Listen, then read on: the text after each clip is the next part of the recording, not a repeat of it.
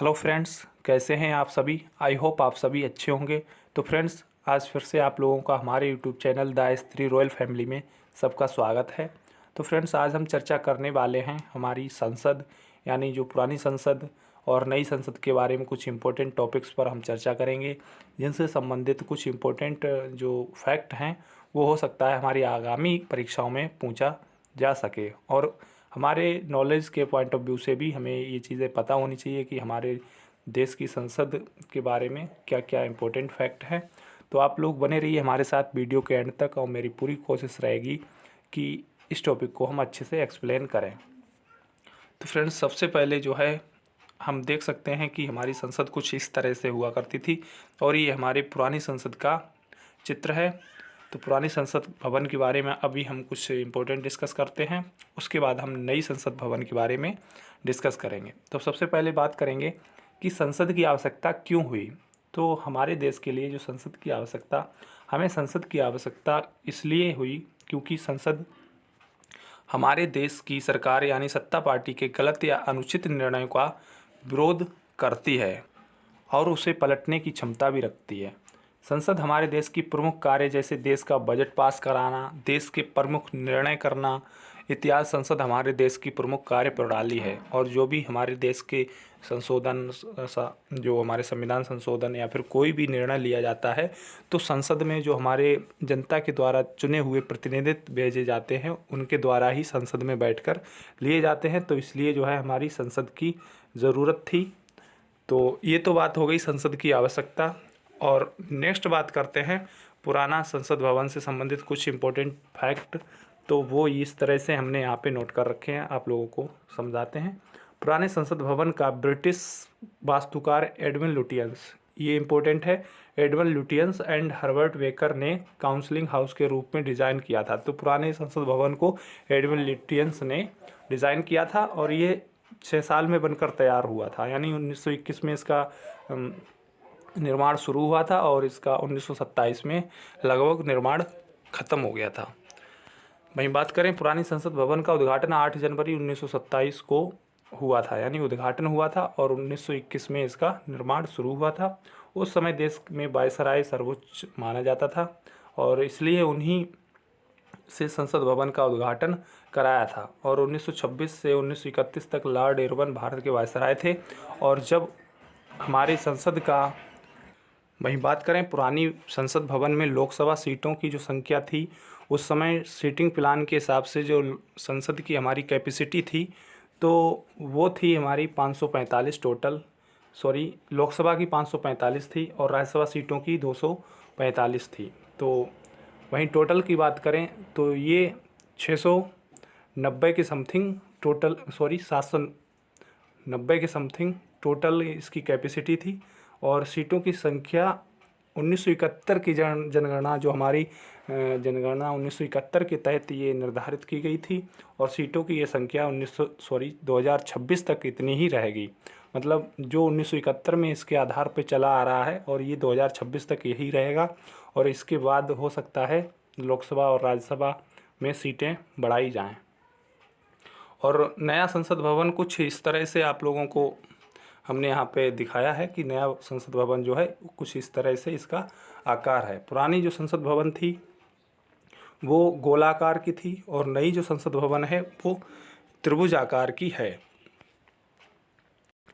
भारत के प्रधानमंत्री नरेंद्र मोदी द्वारा जो 10 दिसंबर 2020 को नए संसद भवन का शिलान्यास किया गया था। और फ्रेंड्स, इम्पोर्टेंट फैक्ट ये है कि पुरानी संसद भवन जो थी वो गोलाकार की थी और नई जो है वो त्रिभुजाकार की है। पुरानी 83 लाख रुपए में बनकर तैयार हुई थी और नई जो है वो हमारी 800 करोड़ रुपए की बनकर तैयार हुई है। तो ये दो इम्पोर्टेंट फैक्ट आप लोग ज़रूर याद रखें। और वही नेक्स्ट बात करें, जो नई संसद भवन है इसके अंदर नए परिसर में लोकसभा कक्ष में 888 सीटें और राज्यसभा कक्ष में 384 सीटें हैं। और वहीं बात करें ओल्ड में, तो वहाँ पे 545 लोकसभा में और 245 जो थी वो राज्यसभा में थी। और लोकसभा हॉल में मोर थीम पर आधारित है। जो लोकसभा हॉल है वो मोर थीम पर आधारित है और जो भारत के राष्ट्रीय पक्षी का प्रतिनिधित्व करता है। मोर थीम जो है वो भारत के राष्ट्रीय पक्षी का प्रतिनिधित्व करता है। और राज्यसभा हॉल का जो है वो कमल थीम पर आधारित है, जो कि भारत के राष्ट्रीय फूल का प्रतीक है।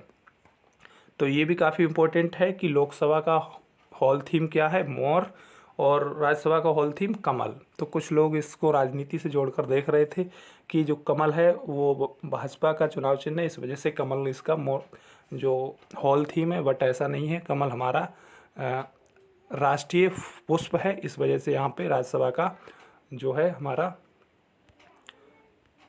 राज्यसभा का कमल हॉल थीम बनाया गया है।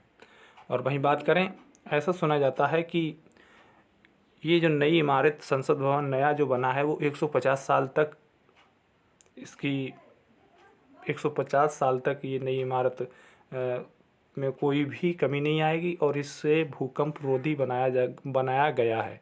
यानी भूकंप भी आए तो इस इमारत का कुछ नहीं होगा। और नई संसद भवन के उद्घाटन समारोह में श्री मोदी जी ने लोकसभा अध्यक्ष की कुर्सी के पास एक चोल सेंगोल स्थापित किया गया।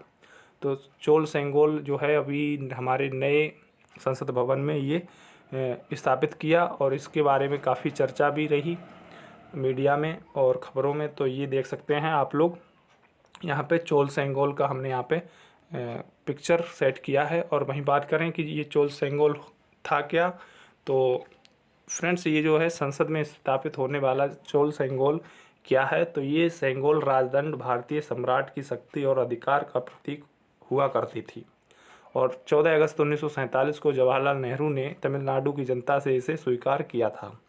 और यह अंग्रेज़ों से भारत के लोगों के लिए सत्ता के हस्तांतरण का संकेत था। जब अंग्रेज़ों ने हमारी सत्ता को हमारे पास वापस किया था, तो उस समय ये चोल सेंगोल देकर मतलब हमको जो सत्ता ग्रहण की थी, ये इसका प्रतीक था। तो ये जो है उस समय हमारा इलाहाबाद संग्रहालय में रखा था, लेकिन अब जो है इलाहाबाद संग्रहालय से ले जाकर दिल्ली संसद भवन में इसको 28 मई को वहाँ स्थापित कर दिया है संसद भवन में। कहाँ पर, तो लोकसभा की कुर्सी के ठीक सामने। और वहीं बात करें, भारत के नए संसद भवन का निर्माण कुशल शासन की दिशा में देश की यात्रा में एक महत्वपूर्ण मील का पत्थर है। बढ़ी हुई क्षमता, बेहतर बुनियादी ढांचा, उन्नत तकनीकी सुरक्षा और स्थिरता के प्रति प्रतिबद्धता बढ़ी हुई संसदीय कार्यवाही मार्ग प्रशस्त करती और देश की प्रगति के लिए बेहतर निर्णय लेने की सुविधा प्रदान करती है। तो ये इसकी जो है कुछ खासियत है। और ये आप लोग देख सकते हैं नई संसद भवन है, और ये चोल सेंगोल जो कि हमने आपको अभी बताया था इसके बारे में। और जो नई संसद भवन है, इसका जो क्षेत्रफल है वो 65,000 वर्ग मीटर है, और इसका त्रिकोणीय आकार स्तंभ स्थान उपयोग सुनिश्चित करता है। तो ये इस तरह का आकार है इसका, और 65,000 वर्ग मीटर इसका एरिया है। और वहीं बात करें नए संसद भवन की आवश्यकता, तो इसकी आवश्यकता बड़ी सांसदों के लिए अपर्याप्त जगह थी बैठने के लिए। मौजूदा इमारत को मूल रूप से एक पूर्ण लोकतंत्र के लिए द्विसदनीय विधायिका को समायोजित करने के लिए डिज़ाइन नहीं किया गया था। ये इस मकसद से नहीं बनाई गई थी जो अभी हमारी संसद है कि इसमें द्विसदनीय विधायिका को समायोजित किया जाए। और दूसरी चीज़, 2026 के बाद लोकसभा सीटों की संख्या में वृद्धि होने की उम्मीद भी है, और जब कुल सीटों की संख्या पर लगी रोक हटने की उम्मीद है।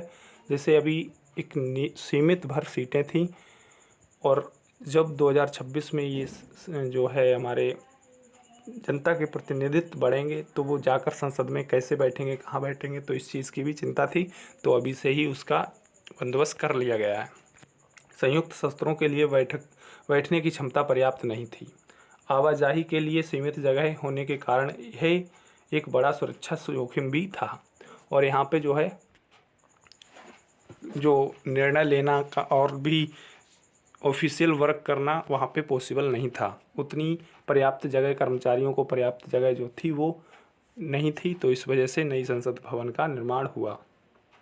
और एक चीज़ ये कि नई संसद भवन में जो है लोकसभा कक्ष में 888 सीटें होंगी, और राज्यसभा कक्ष में 384 सीटें होंगी, जिसकी क्षमता बढ़कर 1272 हो गई है टोटल। और बात करें नई संसद भवन के प्रमुख कारण, तो नई संसद भवन के प्रमुख कारण इस प्रकार हैं कि नई इमारत बनाने का एक प्रमुख महत्वपूर्ण कारण यही भी था कि मंत्रालय के ऑफिस अलग अलग जगहों पर हैं। इस वजह से कोऑर्डिनेशन में दिक्कत आती थी। नए प्रोजेक्ट में सुनिश्चित किया जाएगा कि सभी ऑफिस एक ही जगह पर हों, तो ये भी काफ़ी इम्पोर्टेंट फैक्ट था।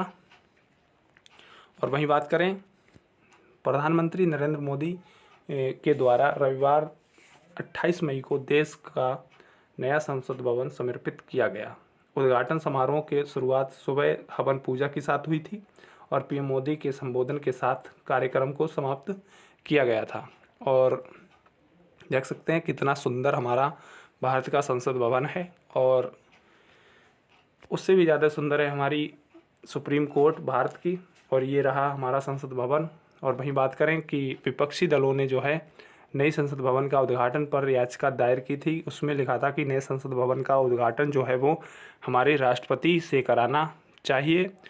तो इस याचिका को सुप्रीम कोर्ट ने खारिज करते हुए कहा, सुप्रीम कोर्ट ने याचिका खारिज करते हुए याचिकाकर्ता को फटकार भी लगाई और कोर्ट ने कहा, हम जानते हैं कि ये याचिका क्यों दायर की है। आप इस बात के आभारी रहें कि हम आप पर जुर्माना नहीं लगा रहे हैं। और याचिका खारिज कर दी और फिर जाकर मोदी जी द्वारा इस संसद भवन का, नई संसद भवन का 28 मई को उद्घाटन हो गया। तो फ्रेंड्स, कुछ इम्पोर्टेंट फैक्ट ये थे कि आप लोग इसका आकार और इसके जो बनाने में लगा खर्चा और इसमें जो सिटिंग प्लान अरेंजमेंट की जो कैपेसिटी है वो सभी आप लोग इसमें इम्पोर्टेंट हैं। हो सकता है ये एग्ज़ाम्स में पूछ लिया जाए। तो फ्रेंड्स, ये थे हमारे कुछ इम्पोर्टेंट फैक्ट हमारी नई संसद और पुरानी संसद भवन से संबंधित। आई होप आप लोगों को ये वीडियो अच्छा लगा होगा। तो आप लोग शेयर करें, लाइक करें। मिलते हैं नेक्स्ट वीडियो में, तब तक के लिए स्टडी करते रहिए, खुश रहिए, मस्त रहिए। जय हिंद, जय भारत।